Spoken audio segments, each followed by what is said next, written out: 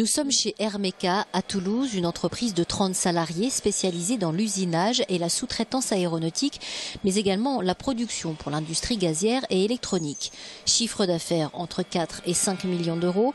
L'essentiel de l'activité, soit 95%, est réalisé en France.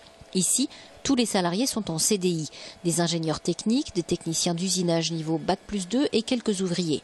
Malgré les investissements réalisés pour moderniser le parc des machines, Hermeka voit son activité baisser de 30% depuis 2012 et au final, il est très difficile aujourd'hui de se projeter vers l'avenir. D'une part, la difficulté du marché qui fait qu'il y a de plus en plus d'incertitudes.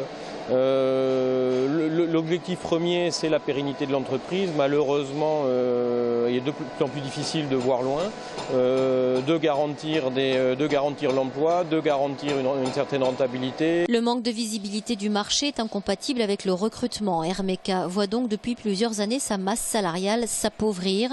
Départ à la retraite et démissions sont donc comblés par les effectifs restants. Des salariés polyvalents pour faire toujours plus avec toujours moins de moyens.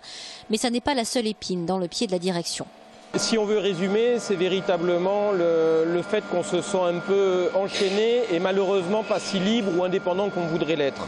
Le droit du travail évidemment, la lourdeur administrative sont vraiment des facteurs très contraignants si on veut prendre des risques, investir, aller de l'avant.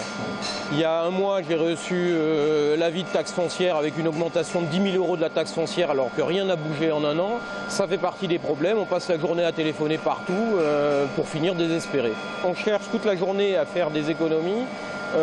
Pour se voir ponctionner, quand on gagne 10, on se voit ponctionner 20. Et du côté du MEDEF, même si on reconnaît la main tendue du gouvernement vers les patrons, 40 milliards d'euros d'allègement de charges et de fiscalité accordés, on attend toujours le signal fort. D'un engagement, d'une vraie diminution des dépenses publiques, parce que ça sous-entend pour les entreprises à moyen terme, effectivement, la perspective d'une baisse de la charge fiscale et donc d'allègement des coûts que sont supportés aujourd'hui par les entreprises. Demain matin, le MEDEF organisera une action pour sensibiliser le grand public à Toulouse sur les difficultés des patrons. Les trois organisations patronales, MEDEF, CGPME et UPA, s'exprimeront ensemble à 14h45 lors d'une conférence de presse à la Chambre de commerce et d'industrie.